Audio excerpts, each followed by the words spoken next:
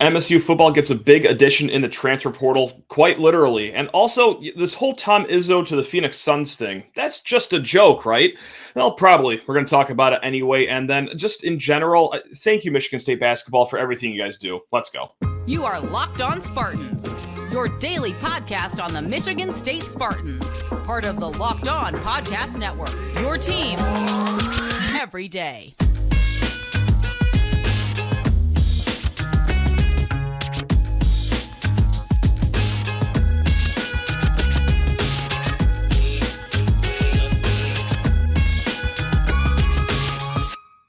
Spartan friends, Spartan family, Locked On Spartans listeners, thank you so much for tuning in to today's show of Locked On Spartans, your team in green and white 5 days a week here on the Locked On Podcast Network. If you ever want to reach out, lockedonspartans@gmail.com is the place to find us. You want to reach out on Twitter, that would be Sheehan_sports. I'm your host, Matt Sheehan, and hey, thank you so much for tuning in. Let's get off and running here during the afternoon on this beautiful Wednesday.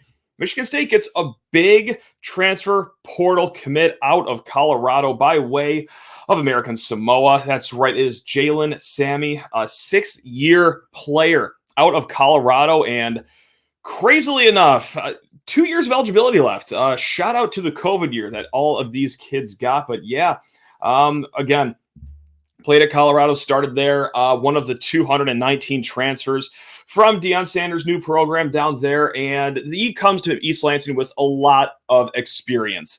32 starts in 36 games at Colorado the last few years. He is back-to-back all Pac-12 honorable mention, and this is a kid that is 6'6", 330 pounds. All right, when he steps off the airplane, when he touches down in East Lansing, he's immediately the biggest defensive lineman that Michigan State has. He's going to be even a little bigger than Derek Harmon, just by about 10 pounds here, should the roster numbers be correct. But yes, this is going to be a run-stopping force for Michigan State on the defensive line that's already looking pretty solid going into this season. I mean, all that Michigan State did here was just strengthen a strength going into this season. Now, will he start immediately? I don't know. That's a good question. I think it's going to be really hard to unseat Derek Harmon and Simeon Barrow. Those are two just titanic defensive tackles. But, I mean, hey, Jalen Sami, this is going to be a guy that's going to get a lot of rotation, especially in run-stopping situations. Again, let me say these numbers again. 6'6", 330 pounds. You watch the tape, does a good job of keeping the pad level low, pushing those interior linemen back, and this is just a guy that's going to be disrupting a lot of the run game. And, well, in the Big Ten, yeah, that comes in handy, stopping the run games. I mean, just think of what Penn State's offense is going to look like next year with their two incredible running backs, a quarterback in Drew Aller that can run. No secret that right down the road in Ann Arbor, yeah, they got some pretty good running backs, a pretty good offensive line. That is a move that can hopefully mitigate the damage here. And also, we've talked about it up and down this offseason, secondary can use some help. All right, and it's not just all the secondary, but yeah, the defensive line plays a big role in that as well. It really helps receivers and the quarterback on the other team when they have 8 seconds to run around and kind of develop routes way downfield or improvise on the fly. Hopefully Jalen Sami can help the interior defensive line get to the quarterback a little faster. But yes, as far as spring transfer portal players go, that's a really good pickup. That is a really good pickup. Again, whether he starts or not, I don't know, but he is going to be getting a good amount of reps where it is going to seem like, well, you might as well just call him a starter, in my opinion. This guy comes here with a lot of experience, like we said, and they have strengthened a strength on the defensive line. So this also gets paired up with Dre Butler, Jarrett Jackson as well. So they absolutely bolstered their defensive line so far this season. And you add that to, the guys that we've said, Simeon Barrow, Derek Harmon, Maverick Hansen. Let's say they play some Tumisei Adelaide in the inside as well. Again, I think that this could be a defensive line that is maybe in the upper third of the Big Ten. They really showed a lot of that last year. And yes, I know that we've been talking about, we'll get defensive backfield depth. Hey, the next move in the transfer portal should be a wide receiver. But you know what? This is one of those, hey, well, let's just go get one of the best players available pickups right now. And that's what they did. And I'm never going to cry about defensive depth, especially coming off a year last year where we saw 20 7 different starters have to play due to injury, some suspension as well, but you can never get enough depth, and that is what the spring transfer portal window is for. So Jalen Sami, welcome to East Lansing. Hope you enjoy your 1 or 2 years here in Michigan. All right, we're going to get to a few mailbag questions here. This first one comes from Michael, all right? He writes 3 questions, but we're going to get to the most important one first. Number 1, how laughable is the Tom Izzo to the Suns thing I've heard mentioned on a national basketball podcast? As you guys know, Matt Ishbia, a great donor here, one of the great Spartan sons that we have. Okay, massive donor here. He also owns the Phoenix Suns, if you didn't catch that, if you've been living under a rock. Fired Coach Monty Williams. They are on the market for a new head coach, and yeah, of course, it goes hand in hand. Hey, Ishbia was coached by Tom Izzo. Tom Izzo flirted with the NBA many moons ago. Maybe there's something there. So for a national podcast or even a regional podcast to throw Tom Izzo's name out, fine. It might just be more for entertainment, stirring the pot purposes, or just flat out laziness. But yeah, that is a name that is going to be popping up here and there. BetArizona.com actually has a list of the head coaching candidate odds for the Phoenix Suns. And well, would you look at that? Tom Izzo was actually on there. Tom Izzo is on there. Let's go down the list of names, though, that are on this odds board before Tom Izzo, though. Nick Nurse. All right, that's the old Toronto Raptors coach, former coach of the year. Plus 150 odds, 40% chance is what BetArizona.com is telling us. Mike Budenholzer, formerly of the Bucks, plus 250. Ty Lue, plus 400. Kevin Young, he is the associate head coach of the Suns, plus 900. Doc Rivers, 19-1. Jason Kidd, 24-1. And then here comes Tom Izzo. That's right, 50-1. That is a 2% chance. And there's one other name on this list. It's Steve Nash. But most of the times when these odds are posted here, that means, hey, that's going to be big names that everyone knows. We're going to go fishing for a lot of people's money here. So to have a name like Tom Izzo all the way at a smooth 50-1, that is bet $1 to win $50. That is certainly a long shot. And I think that's just the bookkeeper's way of kind of just fishing for some money just on name recognition right there. Now, let's just talk about how much of reality this is, not even including the odds board. Quite bluntly, the ball is in Izzo's court here. All right. I mean, I think Ishbia looks at Izzo, and I don't think this is overstepping here, what I'm about to say. I think he looks at him like a father figure, really. There's no other way to look at it after Ishbia donates a ton of money for the football building, decides to name it the Tom Izzo Football Building, and just everything that he's done for the program and everything Izzo's done to him, vice versa. He's got a lot of respect for Tom Izzo. I think he's going to leave it entirely up to him to see if he even wants the job in the first place and then go from there. Tom Izzo, he's 68 years old. He's got a great team coming back. He's an MSU icon. Would you really want to tarnish the legacy in any sort of way?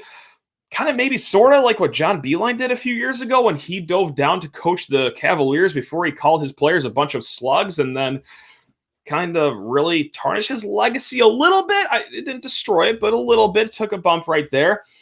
I don't know if he would want to do that necessarily. Again, 68 years old, going to be turning 69 this upcoming season. At this point in your life, you're at where you're at. But let's look at the reasons why maybe Izzo would even want to coach the Suns in the first place. It's no secret there's a changing landscape going on in college, a landscape that Tom Izzo has been very, very vocal about. He's seen a lot of his colleagues like Jay Wright, Coach K, Roy Williams, just flat out retire because of age, kind of, but also, I mean, let's not kid ourselves, because of how fast college basketball has changed with the transfer portal, with NIL, with just even players having patience that only last maybe 2 minutes before they're already demanding more playing time and jumping schools here and there. Maybe he's sick of that.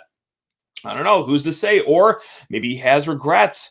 More than a decade ago, not leaving to go coach LeBron James at the Cleveland Cavaliers. He's got Kevin Durant on this team, another superstar. That is a NBA roster that has a championship window that's maybe only open for 2-ish years, 3-ish years maybe, but that might be the window that Tom Izzo is looking to coach in. So maybe he's saying, hey, I'm going to ride out my sunset ride with this NBA team. And I don't know. That's the only reasons why I can think of it. Again, I think that 50-1 is the number to look at right there. Those are just about the odds that I would give this as well.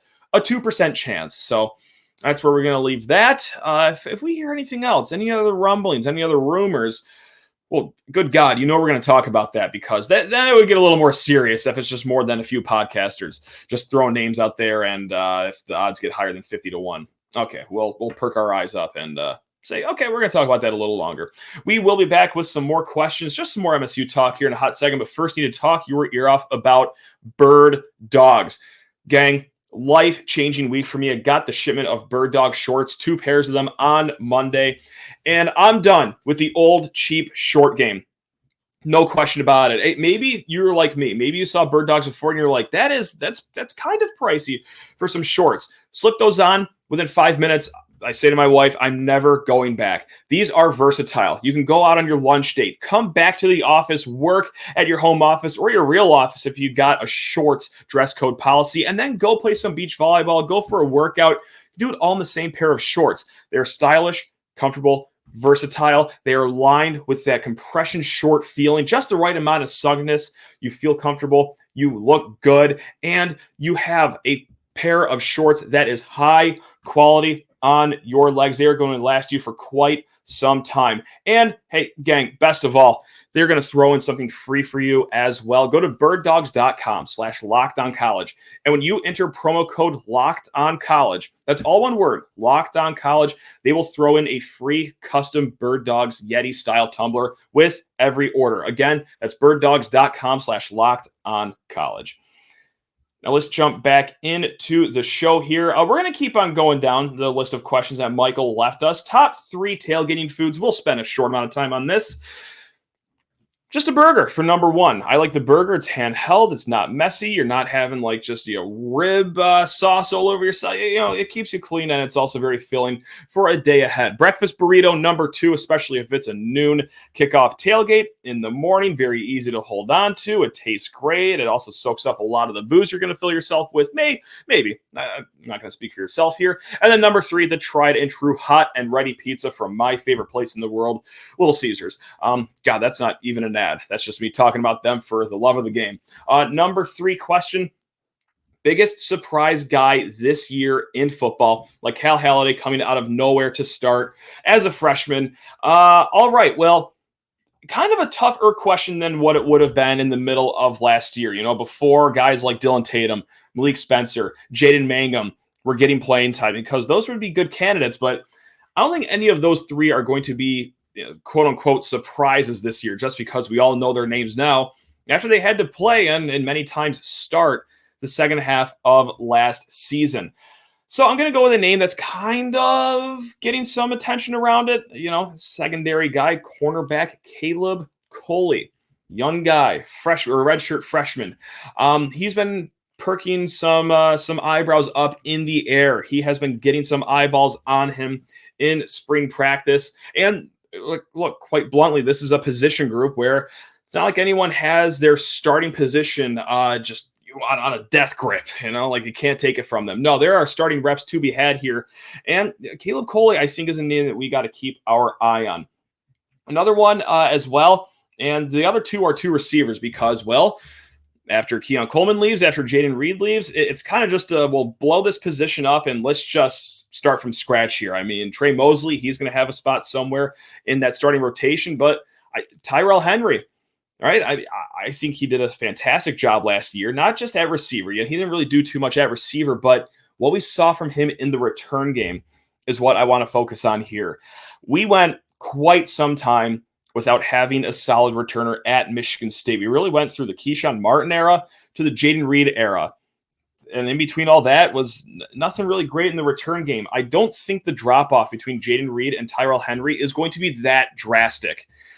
Now, I want to stop myself here and clarify. I'm not saying that he's going to be Jaden Reed next year. No, he's still a young player. But I think at the end of this year, going into next year, I think we're going to see some great things from him in the return game, some long returns. He has great vision in kickoff returns, in punt returns. So I really am comfortable with passing the baton from Jaden Reed to the young Tyrell Henry. And then for the third guy, dare I say Antonio Gates Jr., this is a guy that got as many wide receiver reps as me and you did last year. I mean, he was kind of sort of totally forgotten about last year, really did not see the field at all.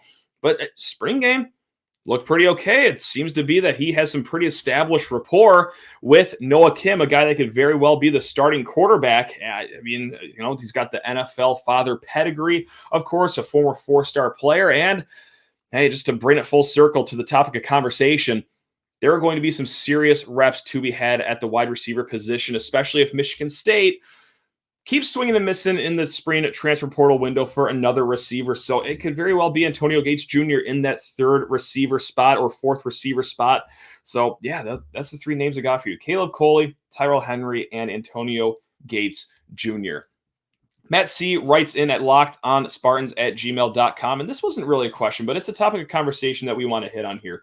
I know Tucker has been quiet this offseason, but at least he has some self-awareness that all the gimmicks look terrible when you're losing. And what Matt C. is alluding to is something we touched on a little bit a few episodes ago, is that like Mel Tucker, compared to where he was a year ago or 2 years ago, kind of radio silent on the whole social media thing. Right? I mean, we're not doing the cigar picks. We're not taking photo shoots with our shoes. We're not doing Ask Me Anythings on Twitter. We're not doing our own podcast, which, hey, wow. Thanks for leaving some space for me on here. Really appreciate you, Mel. But yeah, so he also goes on to write, remember Harbaugh came in with signing of the stars, etc., underachieved, and then didn't win anything until he went in the submarine. We're going to find out if he's a good coach this year. We all need to stop fretting. I have been very back and forth on what I think of Mel Tucker and like just his whole presence on social media, because that is something we lauded him for when he first came in here. Just his marketing acumen, getting the name Michigan State out as much as possible by any means necessary. I mean, this guy was on the road or marketing this program 8 days a week, bird watching with Mel, if you will. Hey, here's what I'm grilling today, guys. I mean, it's all great. Let's get to know each other. Ask me some questions. And a 5-7 season happens, and all that you see from him is like go green whenever golf does something good, or way to go Spartans, like whenever a softball player does something good. Like, it's very muted compared to what it was, and I do wrestle with like, is that a good idea, or should we kind of be like trying to promote the program a little more here, like maybe talk about the new football building some more? But I think when the dust settles, when I actually, collect my thoughts, I think I agree with Matt C. here, and that it probably is a little good that you're just going on the more safe side of things. I mean, you would be opening yourself up to maybe some criticism or flat out just a lot of trolls, a lot of Michigan fans, Penn State fans from all over that don't like Mel Tucker.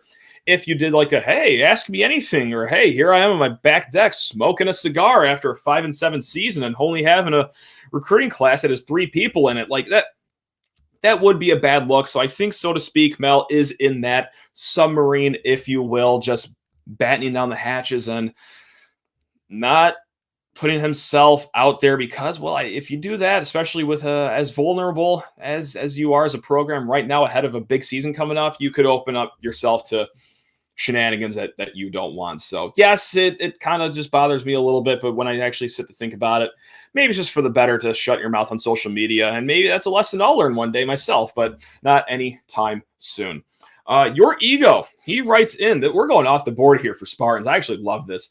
If you had to choose between the two and only these two, who is the better coach for the Pistons? That's right, some locked on Pistons talk for you right now. We'll go through this really quick. Kevin Ollie or Doc Rivers? Doc Rivers just got fired the other day from the 76ers, of course. Kevin Ollie won the national title at UConn and then stunk out loud after that. He's with Overtime Elite, I think.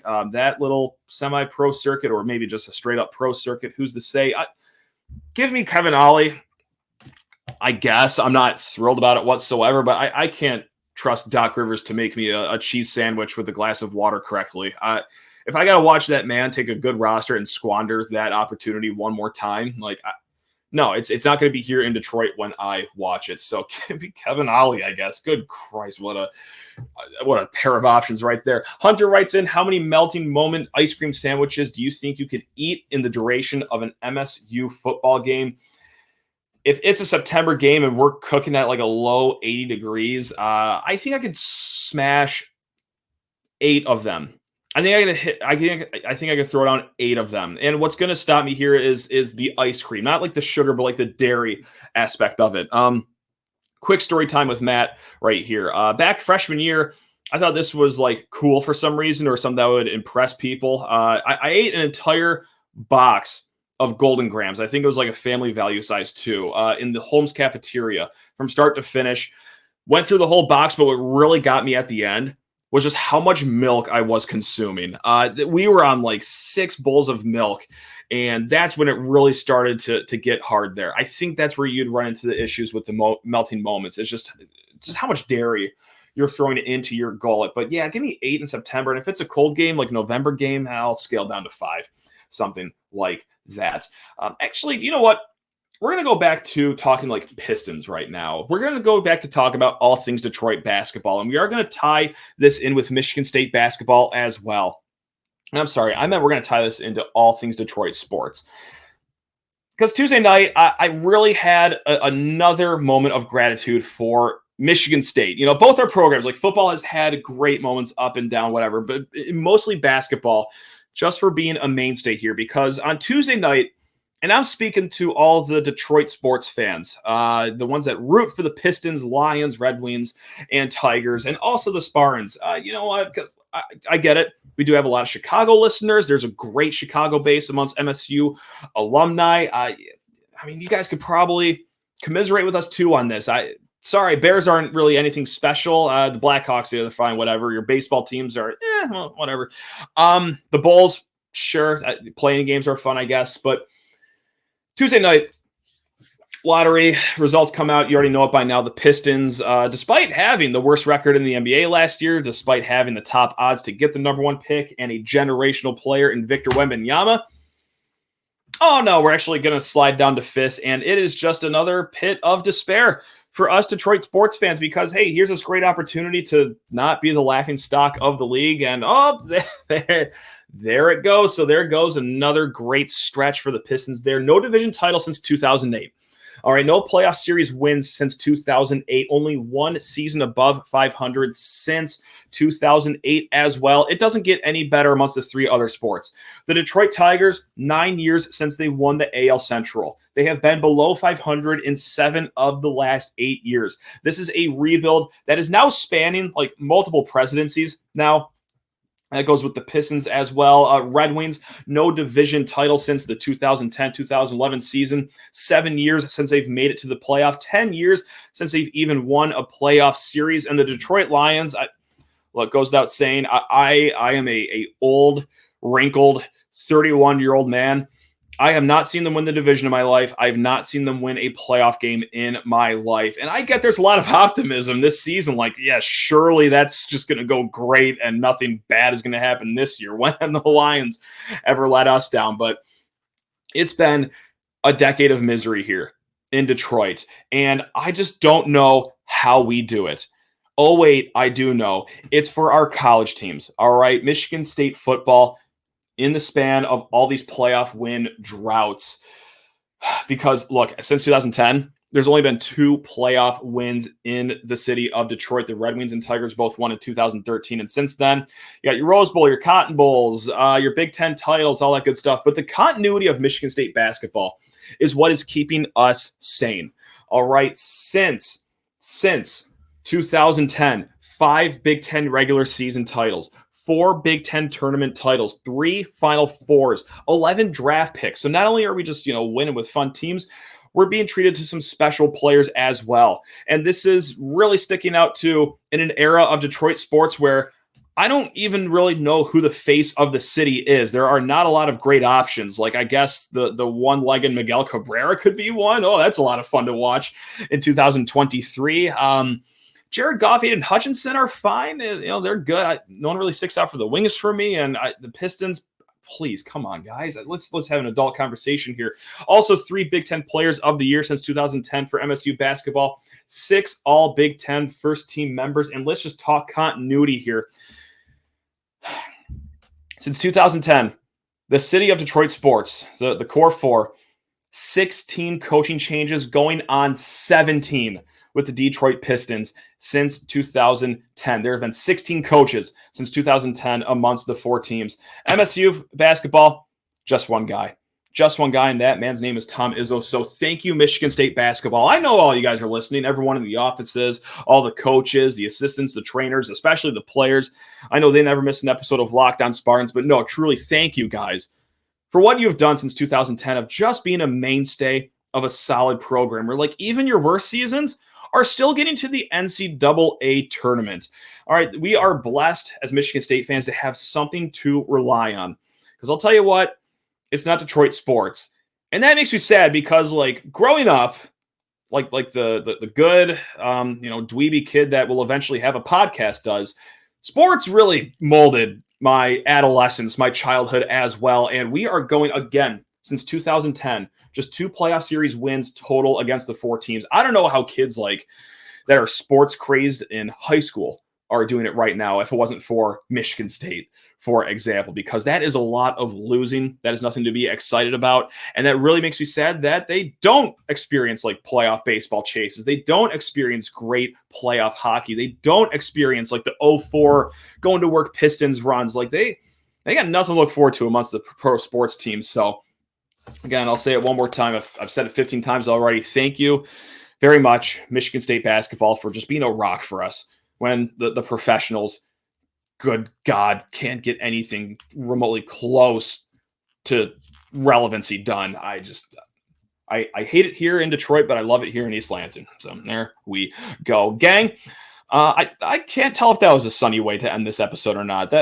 You know what? If you're a glass half full person, you're skipping out of here. If you're a glass half empty, you're kind of moping out of here like Eeyore. I apologize for that. We will be back on tomorrow's episode. I think it's going to be another solo show. We decided to give all of our guests the week off here. We'll be hitting it hard with guests next week. But hey, any news that breaks here in the near future, you know where to find us. LockedOnSpartans@gmail.com. Reach out with your questions. Also, just a Locked On Spartans show. Love you all. Go Green.